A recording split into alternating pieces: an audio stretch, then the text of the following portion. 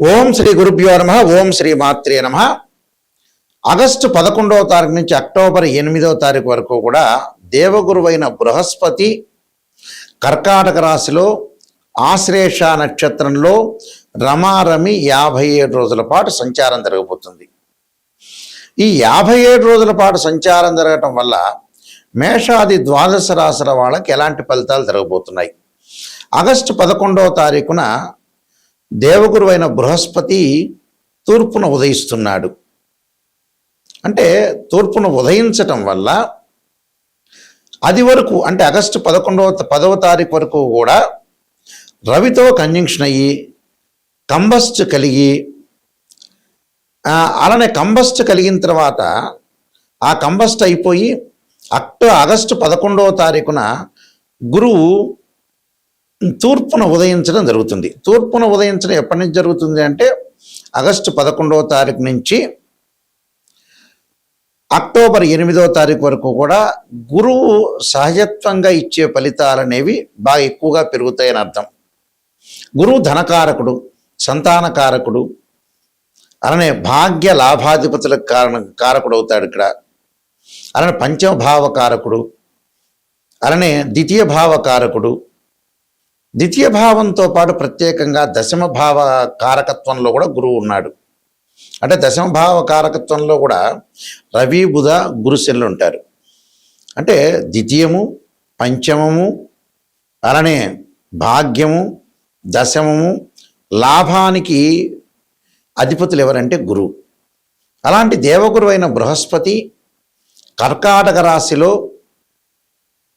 అలానే కర్కాటక రాశిలో ఆశ్లేష నక్షత్రంలో సంచారం చేయటం వల్ల మేషాది ద్వాదశ రాశుల వాళ్ళకి ఎలాంటి ఫలితాలు జరగబోతున్నాయి అంటే రవి గురువుల యొక్క కాంబినేషన్ అనేది రవి ఆ కంబస్ట్ యొక్క దోషం అంటే రవి గురువులు కలిస్తే కంజంక్షన్ అయితే కంబస్ట్ అంటాం మనం. ఆ యొక్క మౌఢ్యమి మూఢమి యొక్క దోషం పోయిన రోజు ఏ రోజు అంటే ఆగస్టు 11వ తారీఖున. ఆ 11వ తారీఖు నుంచి అక్టోబర్ 8వ తారీఖు వరకు కూడా ఎలాంటి ఫలితం జరగబోతుందో మనం తెలుసుకుందాం. ధనుస్సు రాశికి రాశ్యాధిపతి, చతుర్థ రాశ్యాధిపతి అయిన గురువు అష్టమ స్థానంలో ఉండటం వల్ల డబ్బును కొంత పొదుపు చేసుకోండి. అంటే మానసికంగా ప్రశాంతత చాలా ఇంపార్టెంటు.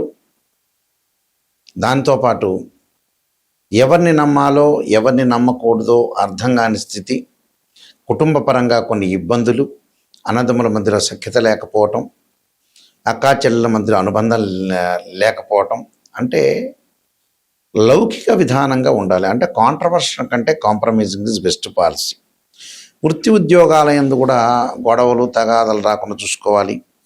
సమస్యలు, నిష్ఠూరాలు, క్రోధ ద్వేషాలు, అలానే ధన మాన ప్రాణాలకి కొంచెం నష్టం జరగకుండా చూసుకోవాలి. చేయని నేరాలు, రుణాలు చేయాల్సిన అవసరం ఉంటుంది. గృహమునందు అనుకూలంగా వాతావరణం ఉండకపోవటం, పై అధికారుల యొక్క ఒత్తిడి, రుణదాతల యొక్క ఒత్తిడి, అలానే ఇబ్బందులు కలిగే అవకాశాలు ఎక్కువ ఉంటాయి. అంటే అలాంటి ఇబ్బందులు కలగకుండా చూసుకోవాలి. సహజంగా ఏమిటంటే గోచారీత్యా ఎవరి రాశి నుంచి అయినా 2, 5, 7, 9, 11 స్థానాల్లో గురువు మంచివాడు.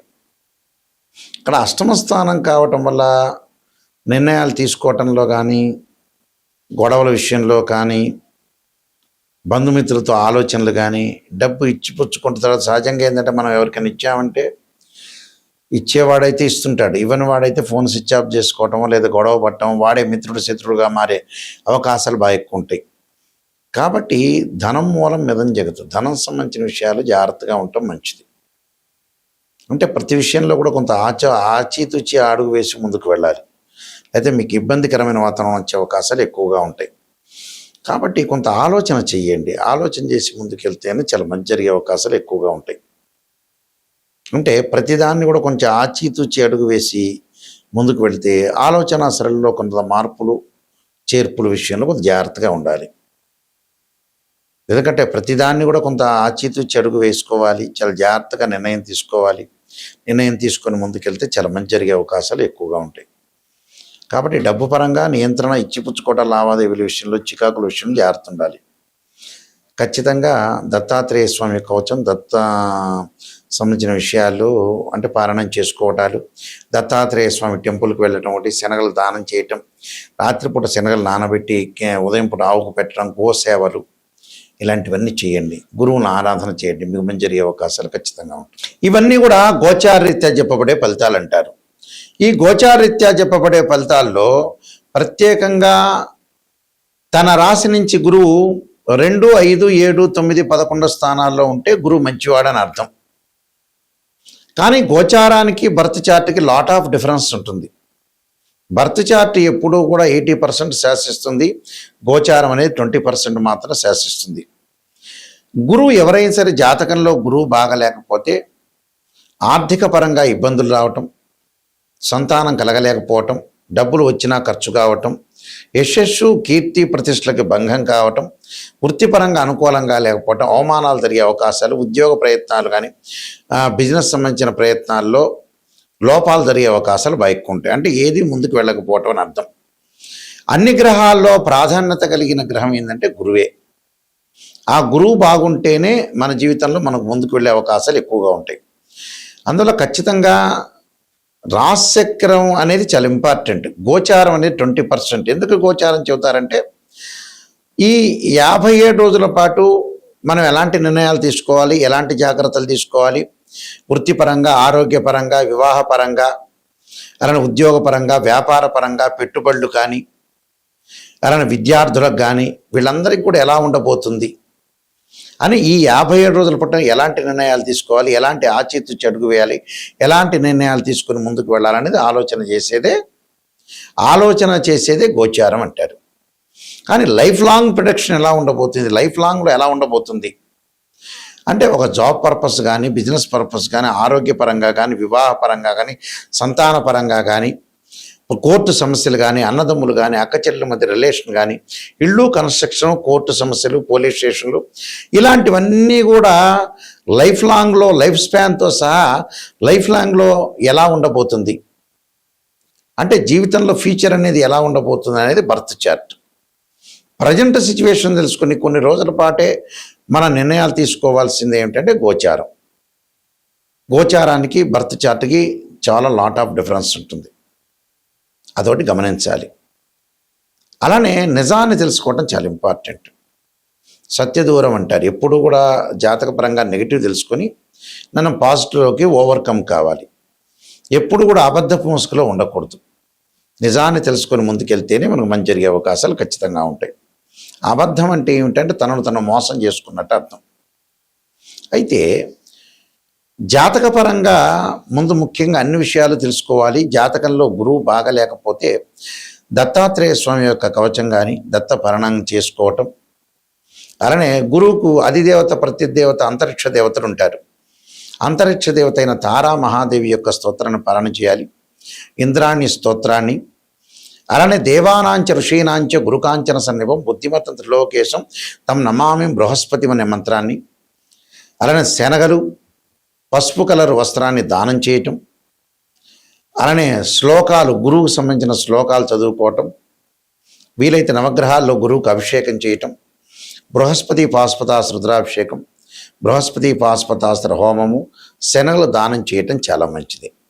విద్యార్థులు ముఖ్యంగా దక్షిణామూర్తి స్తోత్రాన్ని, సరస్వతీదేవి యొక్క ప్రార్థన చేయటం వల్ల కూడా వీళ్ళకి మంచి సుఫలితాలు జరుగుతాయి. అలానే కుబేర మంత్రాన్ని, ఓం యక్షాయ కుబేరాయ వైశ్రవణాయ ధనధాన్యాధిపతి ధనం ధాన్య సమృద్ధిమే దేహిమే దాపైస్వ అనే మంత్రాన్ని చదువుకోవాలి. నేను దాదాపు 15 పుస్తకాలు రాశాను.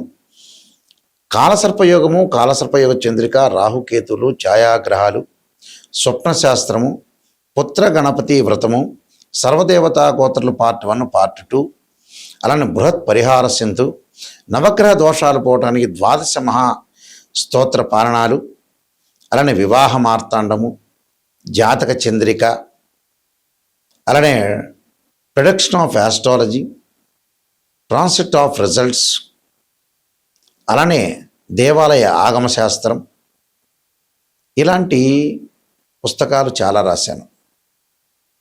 అయితే ఇవన్నీ కూడా రాజమండ్రిలో మనకి మోహన్ పబ్లికేషన్ ఉంది, ఇండియాలోని అతిపెద్ద పబ్లికేషన్ కోటగుమ్మంలో. ఆ పబ్లికేషన్ వాళ్ళు ఈ పుస్తకాలన్నీ కూడా ప్రింట్ చేస్తారు. వాళ్ళ దగ్గర మీకు దొరుకుతాయి పుస్తకాలు. ఈ బుక్స్ నా దగ్గర కూడా దొరుకుతాయి. నా వెబ్సైట్ www.nayakanti.com, nayakanti.in చూడండి. నిజాన్ని తెలుసుకునే వాళ్ళు మాత్రం నా దగ్గర ఫోన్ చేయండి. మేము వంశపారంపర్యంగా జ్యోతిష్య సిద్ధాంతులం మేము.